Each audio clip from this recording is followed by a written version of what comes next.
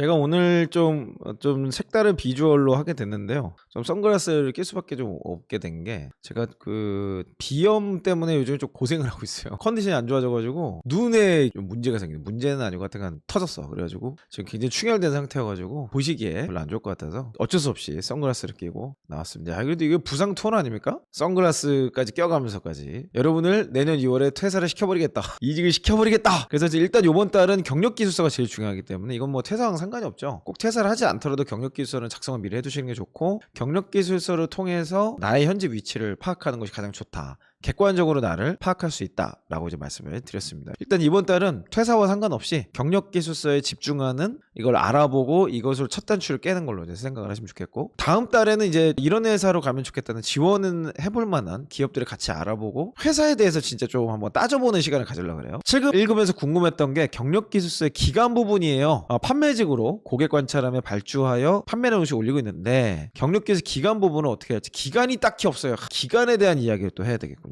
자, 기간에 대한 내용은 이직 바이블 책의 143페이지부터 나옵니다. Q&A까지 쭉 연결이 되어 있으니까 참고하시면 좋겠고요. 기간을 아주 심플하게 그냥 설명을 드리자면, 내가 하고 있는 일이 반복되는 일이 되게 많잖아요. 또 반복이 아니더라도 변화가 없이 그냥 쭉 가고 했을 때는 여러분들이 무조건 KPI를 조사를 하시고 KPI에서 어떻게 설명을 할 거니 이걸 제가 따져봐야 된다 그랬잖아요. 그러니까 성과가 조금이라도 낮다 그러면 그걸 기준으로 앞뒤 3개월씩을 끊으세요. 경력기술서에 올라가는 기간으로서 제가 보기에 가장 적절한 기간은 6개월에서 한 1년 사이, 경우에 따라서 직무에 따라서 기간을 되게 짧게 설정하실 수밖에 없는 분들이 있어요. 예를 들면 컨설턴트들, 프로젝트 베이스로 일하시는 분들, 개발 같은 영역도 해당이 되겠죠. 그러니까 프로젝트 베이스로 일하는 경우는 되게 단타로 치고 빠지는 경우가 있어요. 프리랜서도 마찬가지죠. 그래서 기간은 정말 중요합니다. 기간이 참 쉽지 않은데요, 내가 이 일을 시작과 끝이 있다라고 설명할 수 있어야만 합니다. 경력에서. 왜 그럴까요? 기간의 기준은 생산성을 이야기합니다. 그러니까 기간이, 어떤 사람은 6개월 안에 비슷한 성과를 내는 사람이 있고요, 어떤 사람은 엄청 오래 걸리는 사람이 있어요. 물론 이제 그게 조직 환경과 이런 것에 따라 다 다르지만, 일단 기본적으로 기간을 끊어서 일할 수 있는 사람과 없는 사람은 굉장히 큰 차이가 있습니다. 그래서 제가 타임 트래커를 쓰라고 말씀드리죠. 타임 트래커를 쓰면 무조건 내 업무가 어떻게 끊어져요? 주간 단위로 끊어지죠. 그리고 한 달 단위로 결산을 보게 돼 있어요. 그리고 3개월 단위로 뭔가 정리가 다 바뀌는 거죠. 그래서 3개월 단위로 제가 구성을 해놨잖아요.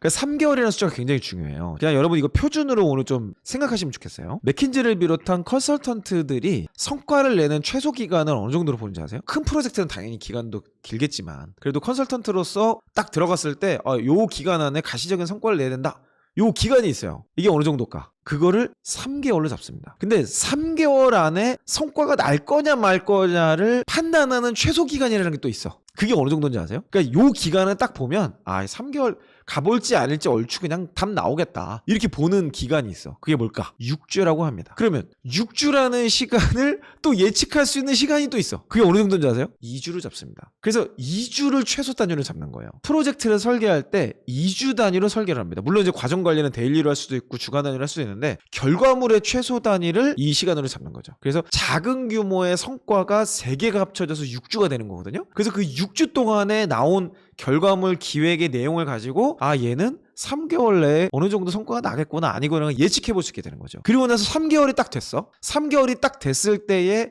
그 예측대로 갔는지 아니면 예측대로 안 됐는지 가지고 그 뒤에 추가 프로젝트 후속을 줄지 말지를 다시 한번 생각해 보게 되는 거예요. 물론 이제 그렇게 운영 안 하는 데도 물론 있습니다. 근데 글로벌에서 보는 표준이 그렇대요. 저도 그렇게 배웠어요. 그래서 저도 이제 기간을 그렇게 잡습니다. 그리고 진짜 실력 있는 경영자, 이거 조금 연결해서 실력 있는 CEO는 적자 사업부를 흑자로 바꾸는데 몇 개월? 6개월. 이렇게 저는 그렇게 배웠어요. 그래서 저는 처음에 창업할 때 6개월 이내에 흑자 못 내면 나는 사업에 재능이 없는 걸로 인식하고 그냥 접는다, 이렇게 생각했어요. 그래서 6개월 동안은 사람도 안 뽑고 막 그랬던 것 같아요, 처음에 할 때. 근데 딱 6개월 되는 차부터 흑자가 나기 시작하더라고. 그래서 지금까지 있을 수 있었지, 만약에 제가 그 6개월 동안에 성과가 안 났더라면은 다시 회사로 돌아가지 않았을까? 그러니까 여러분 머릿속에 딱 생각을 하세요. 시장의 기준은 그래요. 3개월 단위로 움직이는, 사실 이거는 컨설턴트 얘기입니다. 컨설턴트들은 뭐죠? 컨설턴트는 데드라인과 업무의 결과물을 규정하고 들어가죠. 그러니까 그게 가능한 거고, 우리는 평소에 그거를 안 하는 사람들이기 때문에 문제가 있는 거예요. 그래서 내 일을 프로젝트 베이스로 생각하고 환원하고 해석하는 연습을 연습을 하는 사람이 결국에는 컨설턴트처럼 전문성을 갖게 되는 거예요.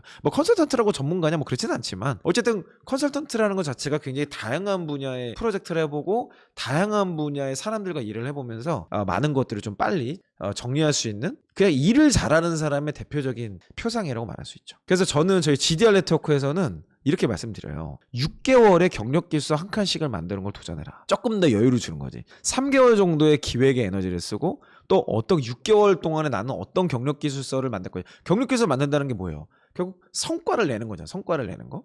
그러니까 성과를 어떤 성과를 낼 것이고 어떻게 낼 것인가에 대해서 한 3개월 정도는 고민을 해보는 거죠. 고민을 해보고 그때 설계도 좀 해보고 그걸 가지고 실제 나머지 3개월은 실행을 해보는. 그래서 인사이트 프로젝트 3개월. 실행 프로젝트 3개월 이렇게 해서 나만의 프로젝트 그냥 해보는 거. 상사가 시켜서 하는 게 아니고 그러니까 상사가 시켜서 하면 참 좋죠. 상사가 그런 개념까지 있으시면 만약 퇴사한 이용 구독자라면은 제가 지금 말씀드리는 내용 상사도 같이 보면 되겠죠. 그러니까 여러분 상사가 너무 일을 못한다 그러면 퇴사한 이용을 추천을 해주세요. 그리고 그냥 같이 봐. 그리고 회의할 때도 같이 봐. 아니면 같이 학습하는 시간을 갖자 그래. 그런 과정에서 여러분 나름의 같이 뭔가 이렇게 딱 이게 맞을 거야. 여러분이 상사야? 그럼 부하 직원들한테 최소한 이용을 다 구독하라고 하세요. 그리고 같이 영상 같이 보는 거야 같이. 그러면 회사에서 일이 잘 될 수밖에 없다. 그래서 보통은 경력기술서의 미니멈 이거는 진짜 좀 문제가 있다라는 최대 기간을 1년으로 보는 거예요. 1년에 한 칸도 못 만들어 이건 좀 문제가 있다. 이렇게 보는 거죠. 그러니까 1년에 한 칸은 꼭 만드시는 도전을 하셔야 됩니다. 그 기간이 중요하다는 거예요. 경력기술에서 가장 중요한 건 물론 성과입니다. 성과가 제일 중요하죠. 그런데 기간이라는 것은 그 사람의 생산성을 바라보는 거기 때문에 사실 그 내용면으로 들어갔을 땐 기간도 가지고 있는 의미가 굉장히 커요. 기간에 대한 질문이 너무 좋은 질문이었어요. 실제로 이걸 해보신 분이라면 당연히 이런 고민하실 것 같네요. 그래서 여기 보면은 이제 공유 시트 안 써보신 분들을 위해서 간단한 진단 가이드 좀 이렇게 말씀드렸고요. 그리고 여기 관련 영상 이거 좀 보시라고 링크도 좀 넣어드렸고 그다음에 경력기술서 템플릿 사용 가이드도 이렇게 좀 넣어드렸어요. 그래서 요거 좀 보시면서 이렇게 한번 사용해 보시라고. 경력기술 뭐 따로 여러분들 양식 고민하지 마시고 그냥 여기 사용해 보시면 좋겠고 혼자기 어렵다면은 이제 트래커스의 VOD나 이런 그 패키지들이 다 있으니까 영상으로 같이 노션으로 해놓은 것도 있거든요. 이런 내용들도 좀 보시고 사용해 보시면 어떨까 생각이 듭니다. 자, 어찌됐건 간에 기간에 대한 부분을 되게 중요하게 생각하셔야 되고 기간을 어떻게 설정하냐에 따라서 이거는 그냥 여러분들 평소에 고민하셔야 될 문제 같아요. 평소에 시간을 제가 그래서 기록하고 분석하라고 꼭 말씀을 드렸죠. 느에미아 님이 지금 마지막 이직이라고 생각해야 된다 지금 이렇게 얘기를 하셨는데 마지막 이직이라는 건 없습니다. 왜 그렇죠? 이직은 언제나 준비하는 거예요. 언제나 준비한다. 이직을 언제나 준비해야만 이직을 안 할 수 있어요. 제가 참 아이러니하다 그랬죠. 그러니까 이직을 준비한다는 것의 의미가 뭐냐면 나의 경쟁력을 계속해서 끌어올리고 성장에 도전하고 있다는 거예요. 성장에 도전한다. 그러니까 평소에 기간은 생각할 수밖에 없죠. 아니 지금 이 정도 몇 개월 지났으면 이런 성과가 나야 되는 거 아닌가? 어느 정도 지나면 내가 이런 거 도전을 할 때가 된 거 아닌가? 이런 것들을 한번 생각해 보는 거야. 그러면서 그 나랑 비슷한 직무 산업에 있는 연차에 있는 사람들하고도 좀 이렇게 같이 볼 수 있고 이런 것들을 좀 이렇게 비교해 보는 과정에서 여러분들이 생각해 보실 필요가 있잖아요. 그리고 기간을 제일 안 좋은 것은 끝에 이렇게 물결로 끝내는 거예요. 언제부터 시작해서 지금까지 이거 퉁치는 거거든요.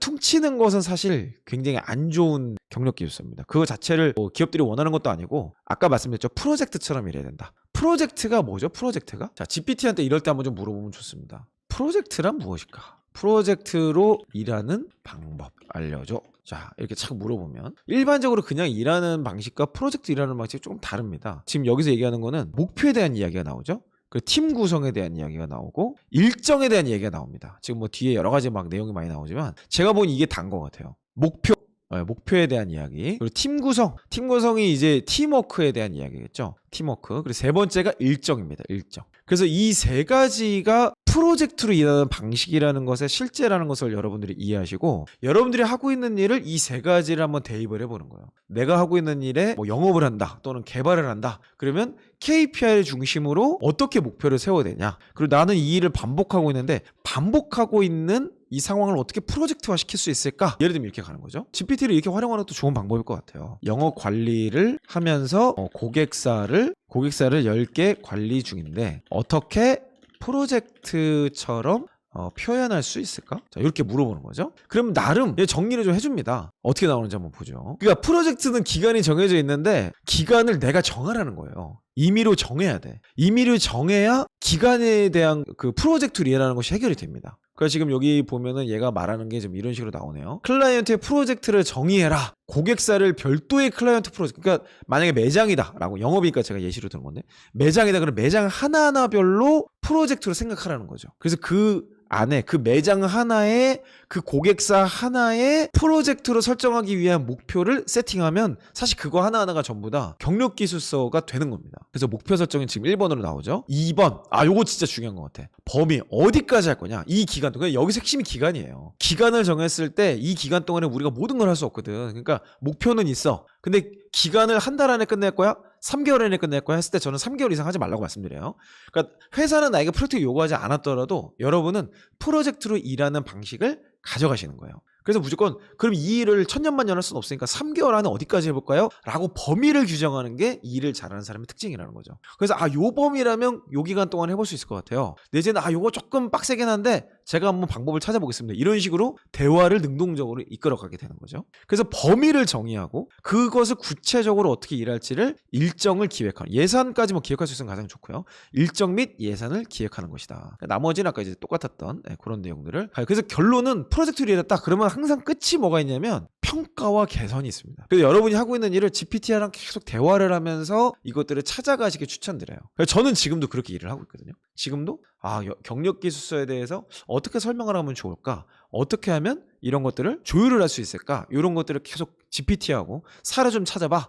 그리고 그 내용들 좀 표로 만들어줘봐. 막 그러면서 이렇게 하는 거죠. 이거를 체크리스트를 포함해서 표로 만들어줘. 자, 지금 위에 있었던 내용들을 다시 정리를 해달라라고 얘기를 하니까 얘가 나름 좀 깔끔하게 정리를 해주네요. 보기 좋게. 그럼 이거 그냥 쭉 긁어가지고 노션 같은 데다 옮겨 붙여놓고, 뭐 노션 AI 쓰시는 분은 거기서 그냥 바로 하셔도 되겠죠. 그래서 이런 내용들을 하나씩 체크를 해보면 일하시는데 바로 사용할 수 있게 되지 않을까? 그런 생각이 듭니다. 그래서 저는 이 생산성이라는 개념을 여러분 머릿속에 계속 넣으셨으면 좋겠어요. 그걸 넣었을 때 여러분만의 데드라인을 만들 수 있게 되고요. 그 데드라인을 통해서 남들은 하지 않는 시간 관리, 남들은 하지 않는 나만의 프로세스를 만들게 됩니다. 그래서 그 두 가지를 왔다 갔다 하면서 여러분만의 노하우가 만들어지고, 그 노하우들을 많이 갖고 있는 사람을 우리는 뭐라 그러죠? 전문가라고 얘기를 하게 되는 거죠. 그러니까 생산성이라는 개념을 가지고 있는 사람이면 이렇게 일을 해요.